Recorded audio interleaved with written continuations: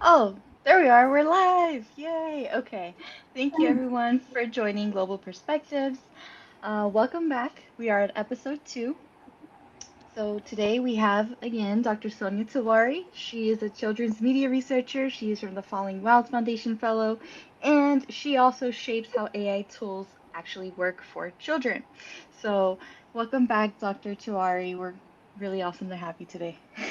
Yeah, nice to talk again. So today I wanted so in part one what we talked about is we had the audience that we were thinking in our mind was parents. How should parents handle conversations with their children? What does it look like to have those discussions of the AI usage without feeling like helicoptering? And also, what does it look like to start poking around and asking for yourself of like how does this tool work in a way like would I give this to my child afterwards? And you had some really wonderful pointers that we took away from that call. One of them was test the tools yourself, try to see what the worst behavior those tools are, and then also try to normalize the aspect of, hey, this is how I'm using this tool. How are you using that tool? Have those conversations with children. And today we want to have a different discussion, and still on the same subject, but this time oriented at professionals, where we're trying to understand, hey, what's happening in those decision rooms? What kinds of gaps are you seeing when you're having those alignment calls and between building tools that add value to the development of children versus taking away that value? So, with us today, again, we'll start with a quick icebreaker. So, last time we said what's our favorite way to use AI? What's the worst thing you see of how people rush to AI? Oh, I think like for I like before I was aware of the environmental impact and all the other things that one should consider before just randomly using AI. I think I used it to navigate extended family conversations. I'm not an extremely social person, so I get really awkward when, like the group dinner, family dinner with extended family type of questions that, oh, what was Yeah. something interesting that happened? Or did you see this movie? Or did you go? And like, I'm bad with small talk. So I had brainstormed some ideas there. And then later on, when I, of course, like learned about the environmental impact, I was like, oh my God, I just like wasted 5 bottles of water on this pointless. I'm not social awkwardness. Yeah. Right. Yeah, I've been there before with you. I think one time when I saw someone use AI, they were trying to make a decision, but they didn't have all the context and they were just kind of taking the output for face value. And I was like, hey, we gotta wait, where do you know why it's creating the output? Where are those sources from? But of course, this person's not in the tech sphere, so it's harder for people that are not in the tech sphere to It's really also distinguish, like, wait, sounding how so do I vet it? confident. Yeah, it sounds so confident in those lies that it's hard to, Right. yeah. Yeah. Well, so speaking about like bridging research and reality, tell us about your perspective of what you've seen in terms of like what specific product decisions have you seen in the world where they're creating AI for children that there's a big gap there. Like what are the gaps that you see and how do you bring awareness to make sure that people do not go with poor decisions?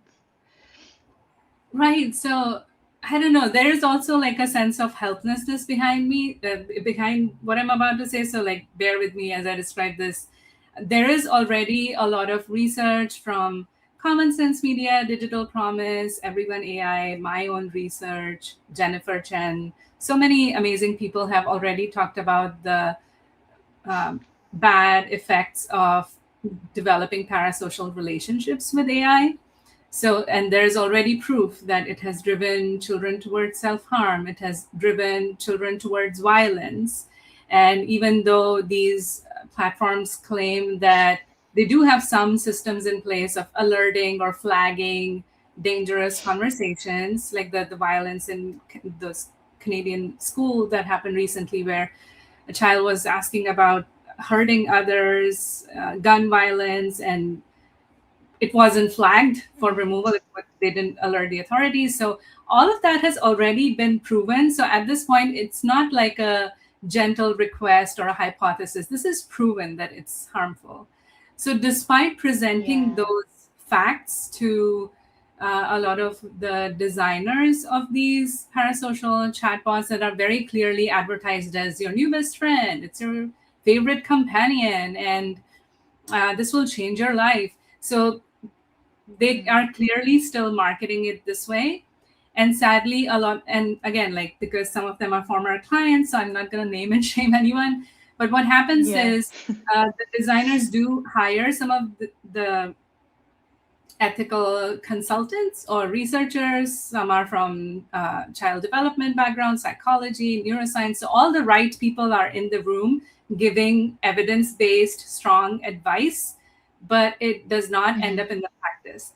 And I Oh don't blame no. designers because, it may be so that the designers are advocating also internally on behalf of Mm. that external consultant that was hired, but usually the decision maker on the top may not share the value. So what happens is, even though internally in the company they may have their own internal ethics advisor and researcher, they may have their own learning designers who come from a bachelor's, a master's, PhD in education, very well aware of the developmental impact and all of the good stuff. But the person who has the ability to push the big red button of launch does not care of all the red flags the entire Mm. community is waving. So, is there guidance available to create ethical design? A lot. Sometimes I joke that there are probably more ethical frameworks for children than there are children in the world. Like, there's just too much information. But it is also Yeah. difficult to find people who, put their money where their mouth is and really follow the advice that they are literally paying consultants and advisors and advisory boards to give them all this amazing advice, but then do nothing with it. So there's the sort of Yeah. misalignment. Yeah. Yeah, big time. Oh my gosh, that sucks. I'm sorry. I wish I had a more prepared response, but honestly, to hear that it happens within, like, hey, you've got all the data here, you've got all the experts here, and you still look away. Like, that says something not just about critical thinking, but about prioritization. And it's Right. clear that the priority is not with the user's interest in mind, which is And then there are unfortunate. also, like, the But other credit pushback kind of we get on that advice, like design advice is like, well, the advice that comes out of academia is too theoretical and it doesn't really translate to practice.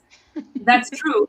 But also, there are many practice oriented researchers like me who have translated into interaction design level changes. So, for example, one of the KPIs of engagement is the number of hours that a child spends with, let's say, a conversational bot. And we can just very concretely say that we can shift the what we are measuring. Instead of time spent, it could be learning goals achieved, and we can build that into the mm, design. So we can check mark as soon as the learning goal is done, next, move on. You don't need to trap the user, who happens to be a child in this case, inside some kind of interactive AI element, just to make sure that it's hitting more hours, therefore showing more growth, right? So those are, like, there are specific things that designers can do, or building interaction patterns that are not looping kids back into the conversation. So, for example, mm, I'll ask that, oh, I'm interested in dinosaurs. Tell me something more about dinosaurs. And you give a bunch of facts. You can end the conversation there instead of saying something like, would you like to know something else about dinosaurs? Or would you like to know about this instead or that instead? And it's an endless loop, it never ends. So there are very small design tweaks that we can make that build on this very proven research of addiction, of self harm, of how parasocial relationships are detrimental to child development, and build it into an actual feature. So it's not I know that there is a disconnect between theory and practice, but there are so many translators also. So we can't keep using that as an excuse. Yeah, big time. Oh my gosh. Wow, that's a lot to say. Because, it, there's multiple ways to change. Like what you just said was beautiful. Like you could change the value. It's not time spent that's going to drive that interaction with the child. It's like, hey, actually, this could turn into something useful where we're just reframing their cognition in terms of a learning path instead of this endless loop of just repeating the same things over and over again. And then next thing you know, maybe that child does know everything there is to know about dinosaurs from that interaction, but at what cost? They haven't slept, they haven't really been socializing with others. So, like, something to steer them in that direction could be a viable option, but even so, there are some stakeholders that still choose the dark path. Also, we took away the opportunity for that child to discover other interests. We have now pigeonholed them into dinosaurs. Yes, Like what that's a happens is good like a point. child goes to a public library, for example, they're interested in dinosaur, they pick out a book, they put it back eventually and walk around and look at something else that piques their interest and then explore that.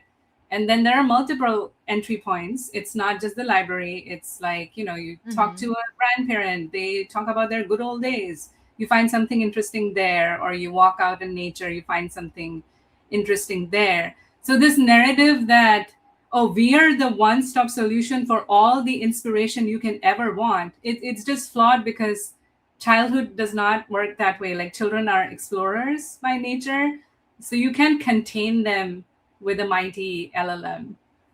Yeah, yeah. Oh my gosh, bring back the 90s. Uh, yeah.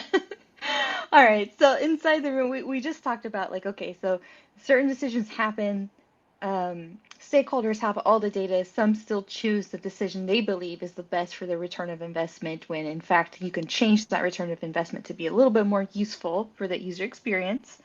I Mhm. want to know, like, from your perspective, like, was there a moment that challenged how you thought things would work when you were entering the field of like having these conversations? Yeah, I think like I'll give a shout out to my friends at Everyone AI, which is a nonprofit that advocates for policy level changes, because they very early on realized that, well, just having a request, hiring a consultant ain't going to do anything unless we bring out the legal hammer. And so they really started pushing for this, and it's like an amazing group of volunteers who, I don't know if they ever sleep, like they're always working. And despite all of that effort, and they know all the key people, they raise their voice in all the right ways. And I know many other researchers like me who go on to podcasts like this, or directly reach Yeah. out to a national level policymaker place. But it is a slow process. And like, at least I'm happy that there are people who are making those changes at the three levels that we talked about last time, which is like at the design level, at the policy Yeah. level that affects the designs, and then at the culture level that affects the design. That, if we design interactions for it, especially for younger kids, to be shared engagement, to be joint engagement with a caregiver or a teacher, then by design you're kind of forcing out loneliness, because now you've built it into a prompt that, for this next activity, why don't you invite such and such? And if you have had an onboarding process in the design, then you know this information about the child, that who else is in the family. So you can even build it into the interaction that, call mom, call dad, call grandpa, whoever, Mm-hmm. for this next activity, and let's play together. So we can rephrase and redesign interactions to combat all the, like we're saying, there's a loneliness epidemic, and let's use technology as a stand-in, versus there's a loneliness epidemic, let's use technology to fix that. Yeah. Yeah, to kind of like facilitate real world interactions. We say this as we're both in California remote, but I hours know, apart. connecting to a But I podcast. know. No, but what you said was really awesome. So you said this foundation, this nonprofit, sorry, excuse me, nonprofit is called Everyone AI. Yeah, I'll put it in the chat Okay. as well, UN.ai. Okay. And yeah, they have like this iRaise coalition, which is like a lot of countries, big tech organizations have joined it. So there is like grassroots level effort going on from Hmm. all the angles, like from within the company. There are learning designers who are rising up and saying that, well, this sounds like a good feature, but it's not needed, Yeah. or it does not make sense, or let's Yes. reframe it. So the voices of reason are there. It's just that it's a like a power dynamics thing, that the people who have these amazing ethical advices to give are not the ultimate decision makers. Because what happens is, for an average company, like let's say you're selling packaged water, you don't necessarily, Mm. you can be like a generic MBA, and you don't necessarily need a specialized education in plastics or material production or whatever. You can hire people for that, because your decision won't create a humongous loss in the world. But if you are in a company that is designing something for a vulnerable population like seniors or children, then the Hmm. person at the top, their background, their ethics really matters. Because even if they hire the right ethics people, they won't actually listen to them unless they share that background. So that is why Yeah. I'm personally a fan of edtech founders who were former teachers or have worked with children directly in some capacity.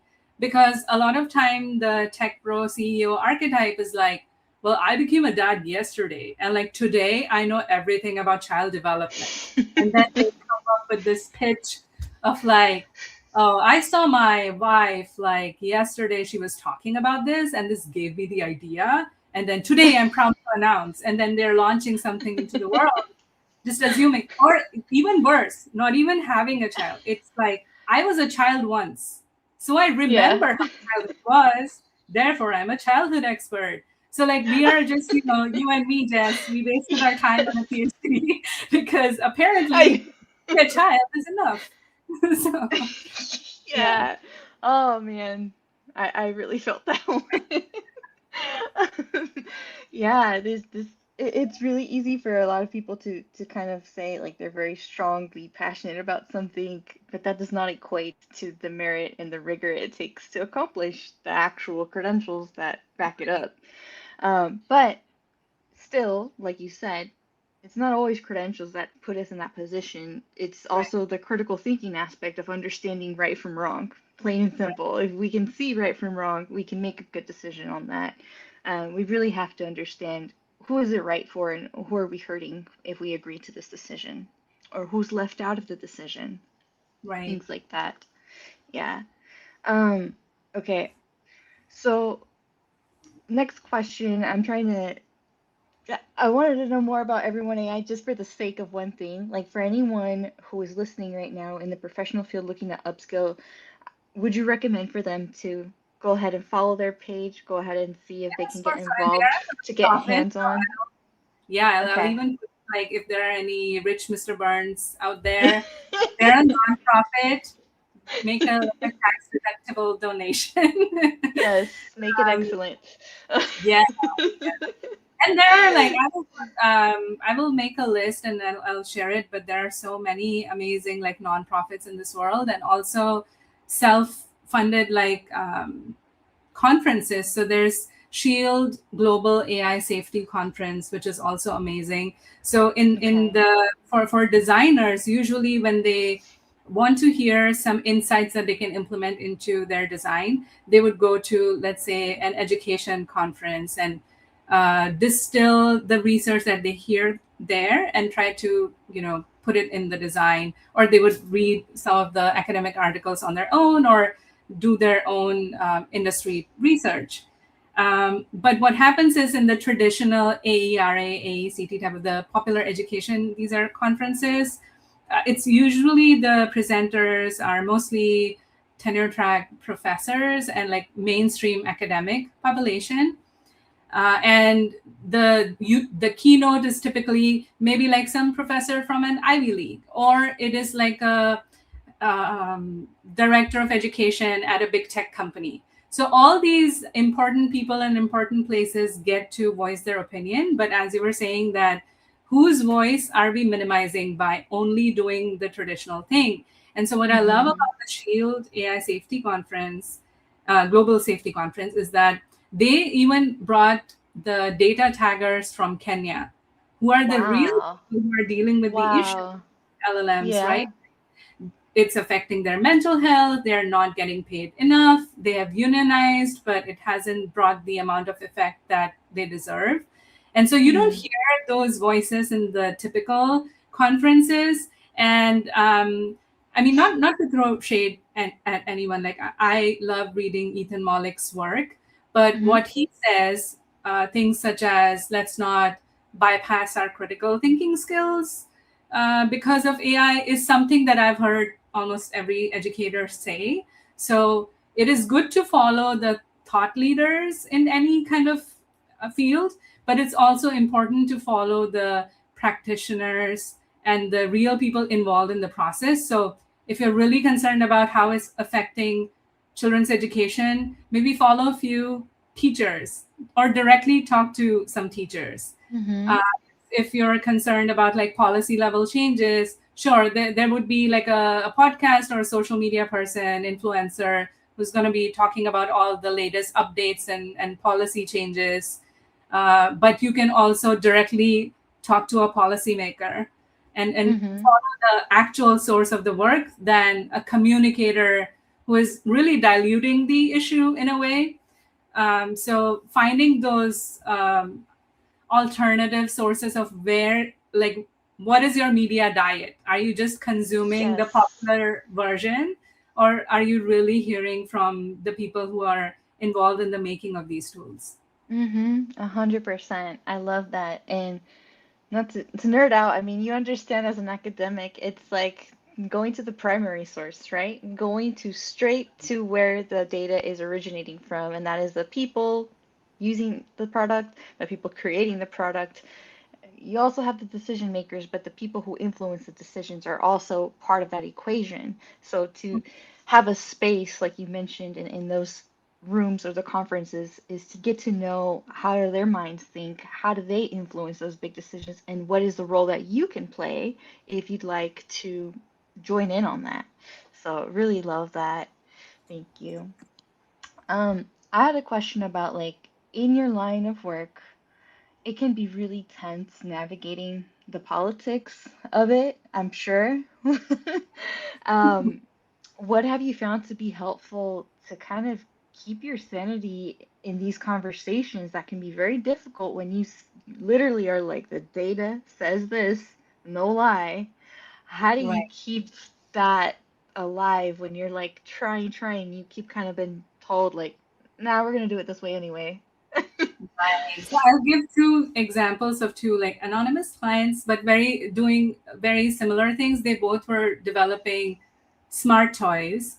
One of the clients, I said that, well, would you be willing to listen that do not make an completely open-ended AI toy for kids that's designed for endless conversation?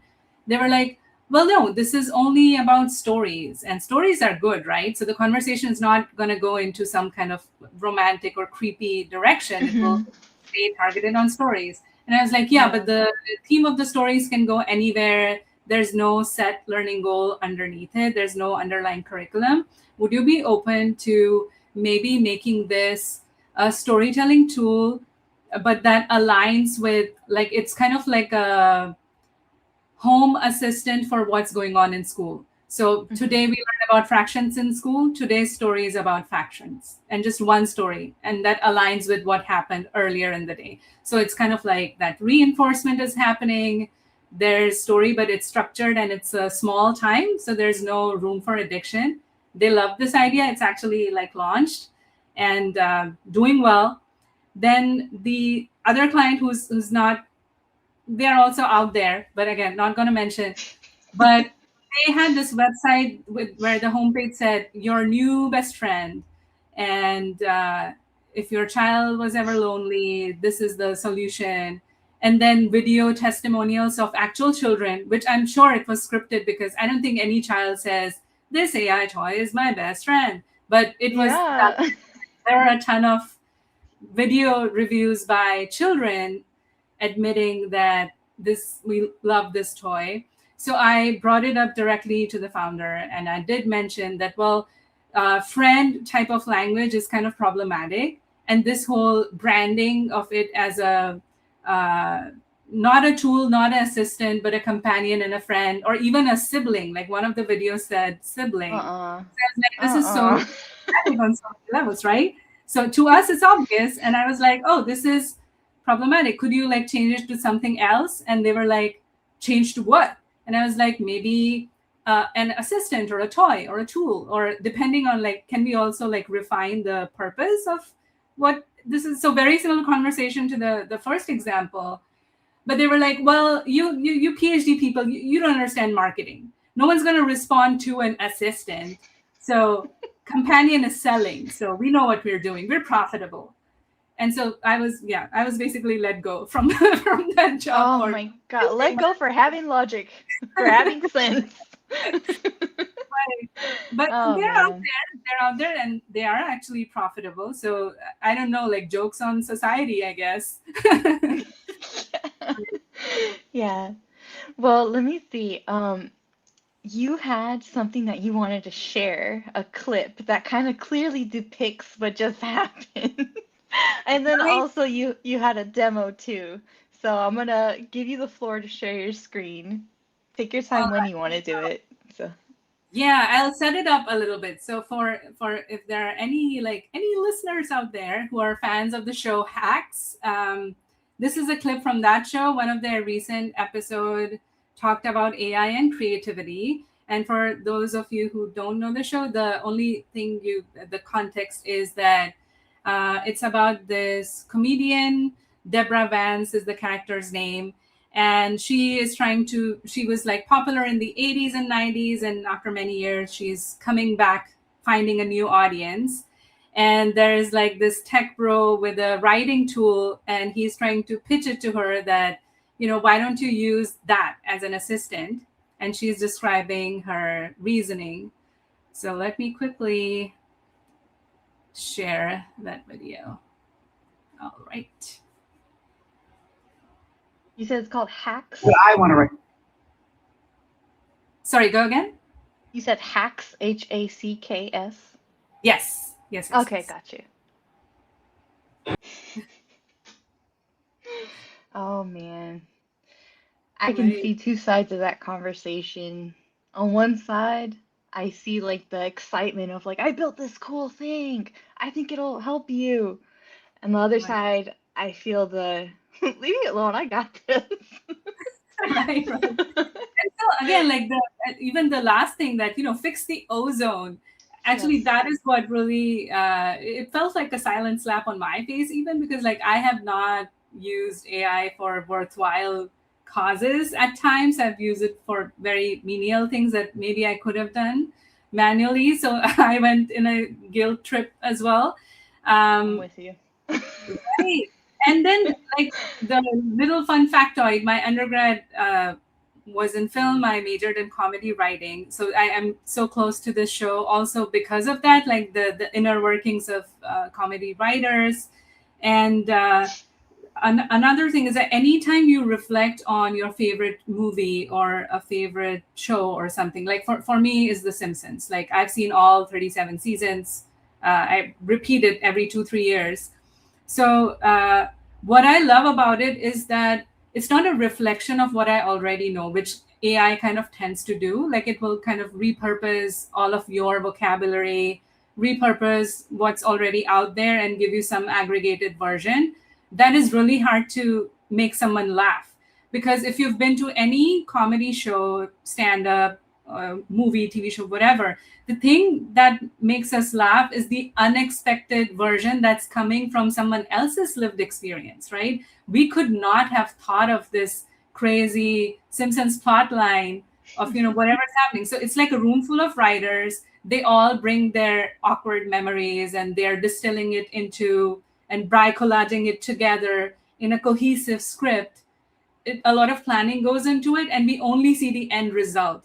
Whereas AI is kind of like building this on the fly in real time. And even in this clip, like she was talking about the iterative process, it took her so many times to not only write the joke, but present it, see the audience's reaction, see how it lands, then go back and revise it. So it's not just iteration with speed, it's iteration over time, over lived experience, over this communal feedback mechanism.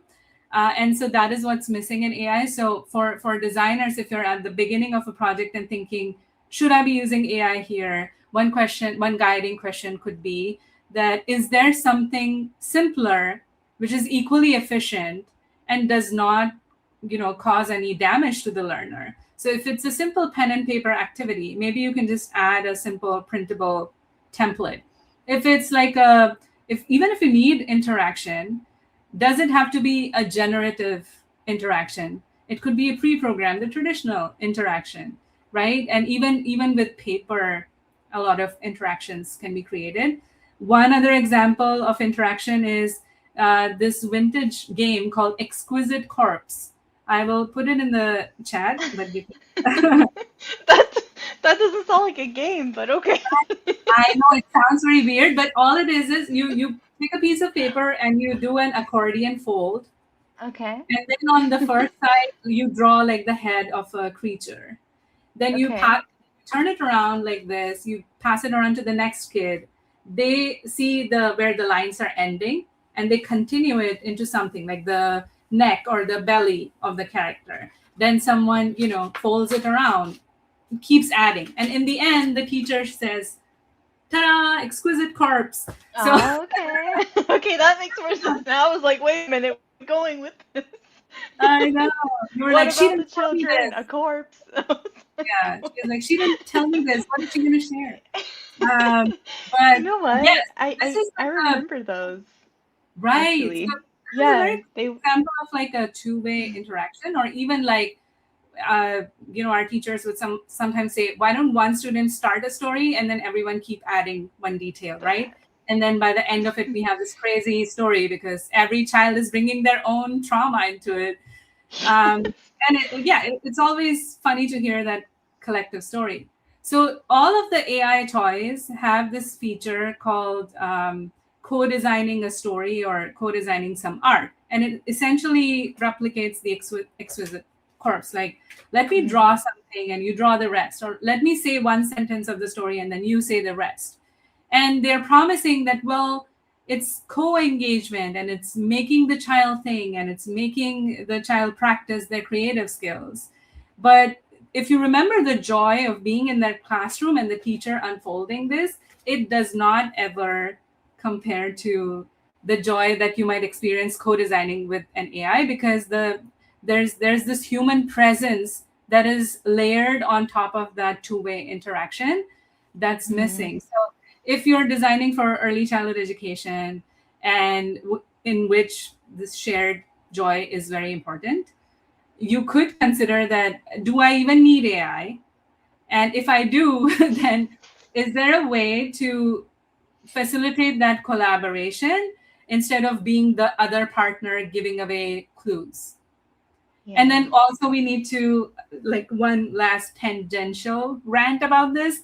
I think like autistic children are overused and misused in the marketing materials.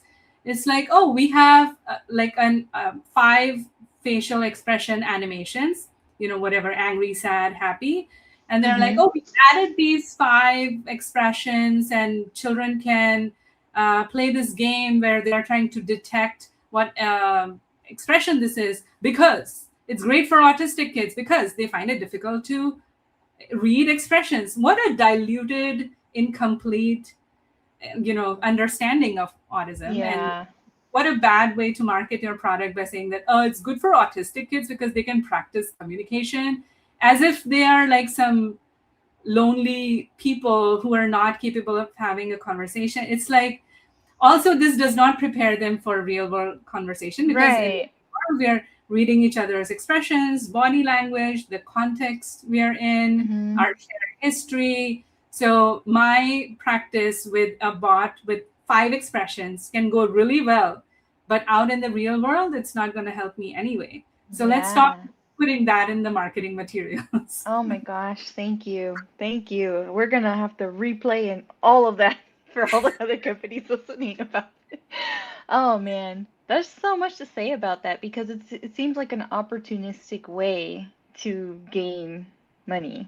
And it's not in the best interest of actually helping people with autism. But yeah, so that's a good thing for people to watch out for. Like, is the product that's being sold, what's it really being sold for? Who is it really being sold to and why? And if the answers are just surface level, then you know that's probably not the best investment for your coin. So, Right. all right. Right. Do we Yeah. have time for the two websites? If not, we can stick with. Yes, no, we Okay. do. Yeah, we're good on time. So, Okay. yeah, So do you want to get yeah, started you with can set that? up How the long? premise. You can set up the premise for the websites. Yeah. Okay, cool. So Sonia has her practice of Okipi Labs, which she shared with me. The story of Okipi was that her son used to just say, "Okay, bye," and so she liked that, and that stuck with me. That is so cute. That it just sounded like he was just saying "Okipi." So that is Right. how that was born, and she used this tool for. It helps educators make marker space for activities, so it gives them a little bit more materials in terms of the, you know, offline and online. You're not just streamlining the whole process of learning or interaction to an AI tool. You're actually scaffolding with human to human interactions. And then there's another thing that you had brought up, and it's Kid Jenny. And that one I'm less familiar with, but if you could just walk us through Okipi first and then switch over, that'd be great. Yeah. I think I'll maybe let's start with Kid Jenny first because this is like Okay. a more like a common type of platform for kids This where is this is kidjenny.com for anyone interested. Sorry. yes. And so you'll see many versions of this type of platform for kids that says, something along the same lines: create, learn, and grow one idea at a time. You can turn your art into a more fantastic art. You can turn a doodle into something. You can turn a line drawing into fully rendered art, or like an outline to a fully written story. So I wouldn't go into each and every one, but like even if you look at just these like four quick thumbnails, like turn ideas into art, see your imagination come to life, right? That is again like the clip that we saw earlier, that to turn your ideas into art, like she was saying like, oh, this is not art. To turn your ideas into art takes, again, like something that comes from lived experience, something that you have refined over time, something that is unique to you, versus even when you look at like these thumbnails, you can tell the kind of artist whose style this is borrowed from. Some of the videos would even say a Pixar style movie about pigeons. And I've seen like this short film about like two pigeons who get teleported into a previous era and then comes back with like all rustled feathers. They're like, oh man, that was rough. And so all of that is done in Pixar style, and or Disney style, like all of the popular visual styles out there. And you can even, for people who have watched enough animation movies, they can even go back to a specific scene and a specific character that was stolen from. So even if you just said Pixar style, not only did it steal the style, but it actually stole a very specific character design and animation timing, and it stole so many different things. Mm-hmm. So this is an example of things that are available, but like as teenagers say, why? Like that why though? Why? That we But don't, why though? Yeah. right? And so like imagine like I'll quickly like stop and say this, like imagine just like it's holiday time, and like you have like some distant cousin whose kid is like calling you that, hey Auntie Jess, I made a holiday card just for you, it's going to be in mail, watch out for it. You've been waiting and waiting, and then finally it arrives and you open it, and it's a generative image of you with like happy holidays underneath it, and you're like, what the hell? Like, it didn't even put any effort, you know? So imagine if instead of that generative image, you receive like a very poorly drawn crayon art. Your reaction would be like, oh, this is awesome. Goes on the refrigerator. Now you're telling everyone, like, look, my, like nephew, niece, or cousin's kid, like, they look at all the amazing things they are sending me. So the quality does not matter at that point, because this is not what makes us say awe is that a child in my family, or someone like a student, or someone Yeah. sometime in my life, spent the time thinking about me, putting it on paper, and then they made all this effort for me. That effort is worth something. Art Mm-hmm. brings out that effort. And so when you go to a museum and you look at this really intricate painting, across centuries ago some painter made it, and you're looking at this Monet painting with all like these abstract flowers, and you feel transported in that scene, but you're also thinking about the where it's a giant canvas where the artist must have like put it somewhere, must have had several references, they must have discarded several paintings before they arrived here, they must have practiced their craft for many years before getting here. So that makes Mm-hmm. it special also. It's not just the end product, but it's also all the things, all the history, all the culture that goes into it. And there's this experiment going on online now where someone posted a Monet painting and said that, well, this was AI generated.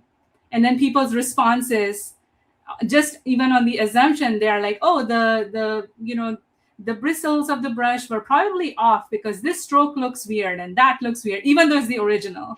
So even the perception that this is AI generated takes something away from the Yeah. joy of enjoying an art.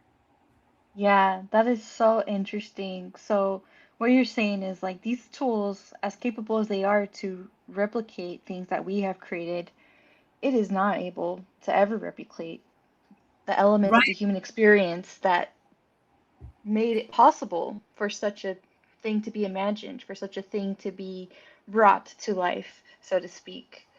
And Right. that's dangerous when we lose that human experience aspect, because now we start thinking, oh, so that's success. It's A to B. It's not like all these things in between that happen, like you said, many drafts. We don't know how long it took for the painting to dry. Did they accidentally sit on it at one point? I don't know. Right. Things like that. Right. And so, yeah, by Yeah. contrast, there's this like one very simple example of like I work with a makerspace, that community makerspace that has donated materials. So it doesn't always have everything in stock. Some days there's cardboard, some days there's bubble wrap, or random natural items. And so this is like a quick brainstorming tool for them. Does not use generative AI. It was coded on Lovable, but it works with a database of 1,000 pre-generated kind of ideas. So you just pick like, oh, I have paper and cardboard and some natural items. I have So are you 15. sharing? Sorry. Oh, you don't see it? No, no. You Oh, do stopped you see it sharing it. now? There you go. Now we see it. Yeah. So now we're looking at Occupy Lab. Right. So there's this tool called Occupy Playtime. And so makerspace educators in these kind of settings where they have limited materials, they can pick what they have, what kind of group setting they're in, any inclusive things, and then just, it gives you some ideas.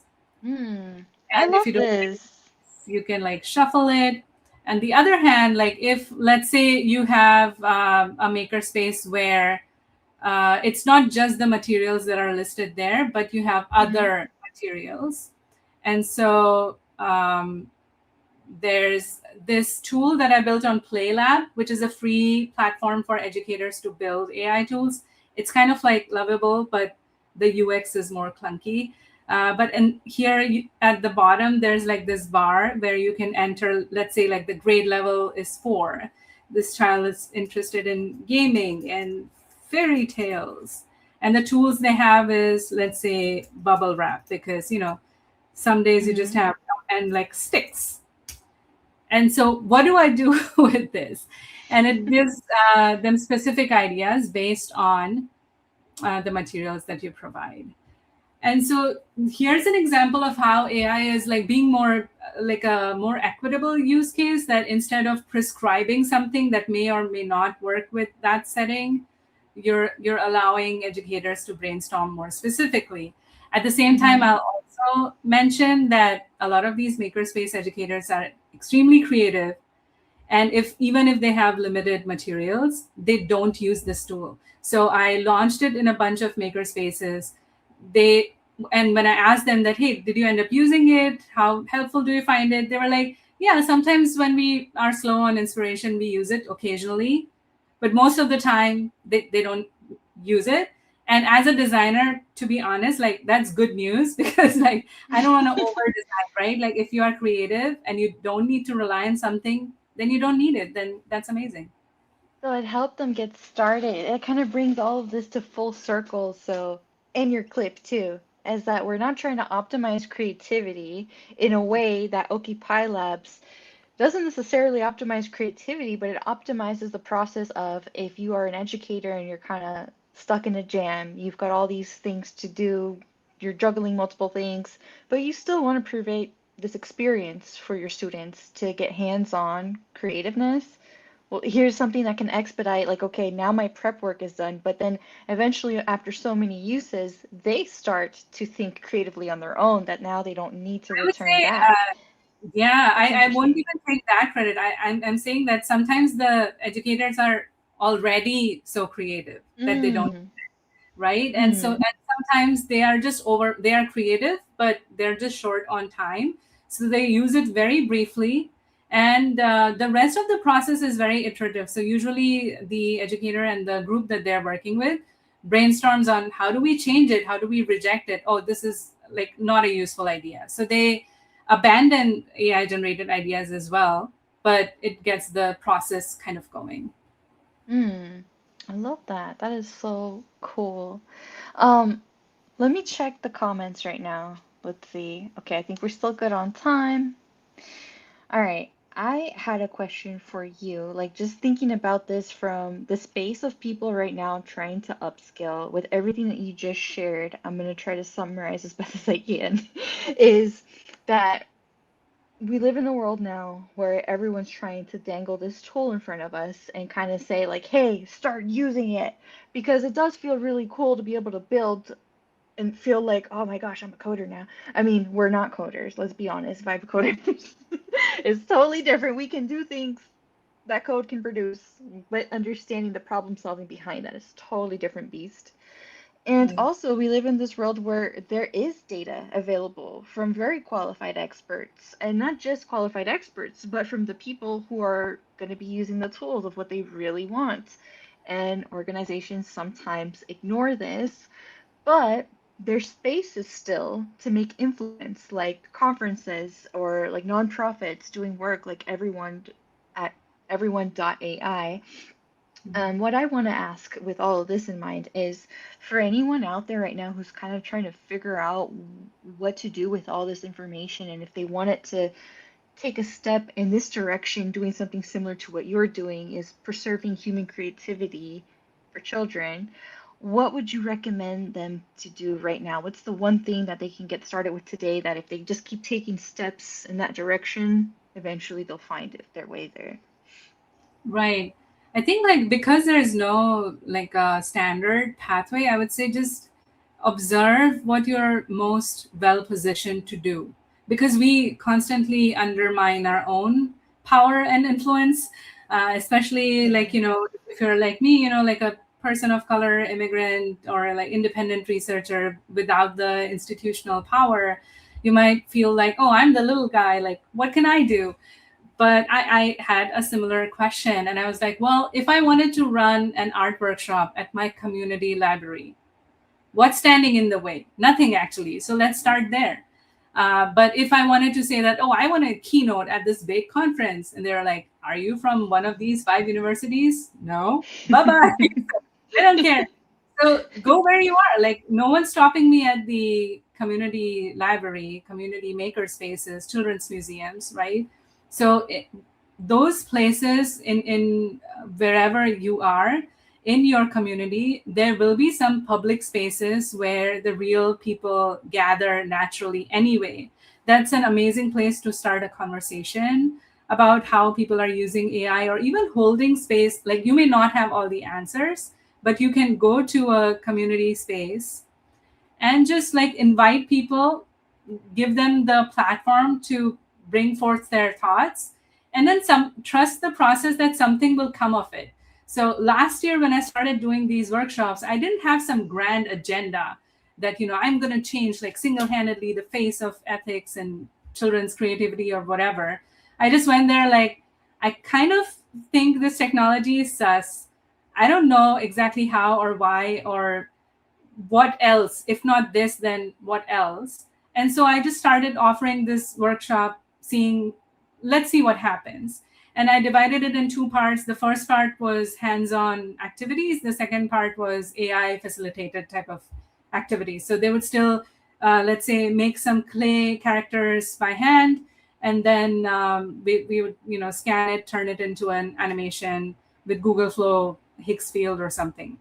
And then over the course of 100 workshops in 2025, what I learned was families of children ages 5 to 10 were not actually too fond of the AI piece. So out of a 90-minute workshop, it used to be 45 minutes, came down to 15 minutes now, the AI piece.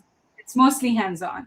And so I have this insight earlier. So it's more like, what are you well positioned to do? If you are a professor at a big university, sure, use your publications as a platform.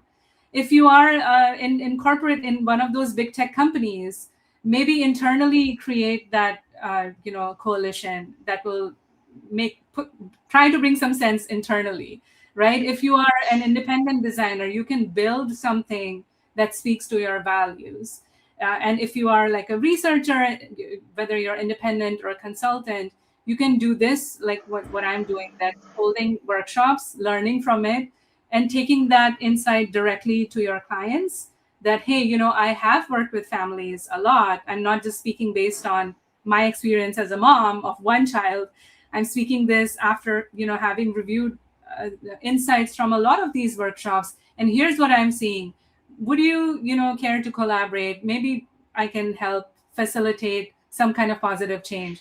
So those kind of just having direct conversations, and people are usually approachable, and startup CEOs they're really open. Like I've never had that problem where you try to reach out to someone and say that, hey, I have this good idea that might be helpful, and they outright say, no thanks, I'm busy. Like people are actually looking for connection. So if you know someone who is building something related to what you're passionate about within the space of AI, it's only just a matter of reaching out to them directly. Yeah. Yeah, that's really awesome advice. I wanted to ask, so you mentioned a lot of gems right there, for something for everyone. There's always a one group of people though that feels like, I have no experience. I'm switching careers, or I'm just getting started and I don't think I can make an impact here. What would you say for that specific demographic? I think like we are in this weird space where even if we were experts in some field, let's say you were a travel agent for 50 years, you're a beginner, man. Like this is square one for everyone. So like, welcome to the club. They're all new, and all because this field, like generative AI has been around for a while. Generative AI conversations started picking up around 2021, and it became like really aggressively like, this is the future, in the last 2-3 years. So this is still very new, and all of us who are wearing the expert hat underneath that hat, we're also equally lame. Like no one knows. We're figuring this together.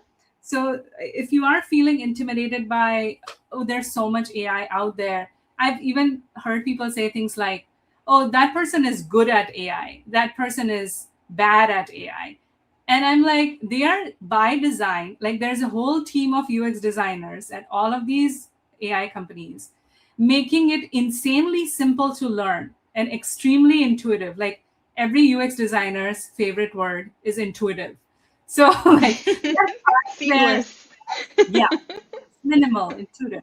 So they're trying to make it so easy that even if you think you're bad at AI, it's most likely the product's fault. Like their UX is still evolving, but it is going to be the equivalent of Google search. No one says I'm good at Google search, right? Like it's just literally just typing. So if you're feeling left behind, take it to your ego. There's no big deal because it's really so easy. You can catch up in 5 minutes. It's Yeah. literally just typing. It's typing what you want. I don't think there's any skill in that. And so all of these overwhelming templates, like people are prompting Claude wrong. And this should be the structure. This should be the goal up front. Like people do figure it out on their own in attempt number 2. So it's not like rocket science. It's Like, it's not that serious, bro. We're yeah. not gonna comment for your playbook. Right. Yeah. Comment awesome to receive my 25-page PDF playbook. That's So funny. we don't need that. So if you're feeling overwhelmed by that, unless you're talking about actual coders, like who are machine learning engineers and who are like building LLMs from the ground up or whatever, that thing is different. Go to school for that. But for the everyday vibe coders who are like, oh, I made this calendar app that syncs with my grandma's phone, don't worry about it. You can figure it out. I don't think she would use that if I made it, but I like the idea. This was such an awesome talk, Sonia. I always have a good time just listening to your thoughts and the way that you frame things. A lot of really good advice that you had here, a lot of personal things too that you shared of like how difficult it is to be in those rooms of we're telling you the data, bro. Don't go in that room. And they go in the room, and if this was a scary movie, this would be the part when one of us dies, and it's you because you didn't listen. Right. Meanwhile, I'm running. Yeah, like don't Yeah. go to the haunted house. Of course, something's Exactly. bad gonna happen. Exactly. Or when you hear Yeah. the sound of the chainsaw, you should quit that LLM. Just enough. Yes. Exactly. Okay. Any final thoughts that you want to wrap up with? Like any last words you'd like to leave the audience with? I think it's just oh my god. I hope I wasn't about to say stay hungry, stay foolish, like totally plagiarize Steve Jobs. But yeah, like uh, being curious without being overwhelmed is a very fine balance. So you can be selectively curious, that you can't know all of the updates about all the LLMs out there, and every day, like Anthropic's announcements are like, Mythos did something that we did not expect it to do, and then you're like, man, what? And then it's some new crazy thing. And so it's so hard to keep up with all AI news all at once. So you can carve out your micro niche of like, well, I'm most interested about creativity and young children. So those are the keywords I'm gonna look at, because Hmm. we just can't humanly contain all of the info dump.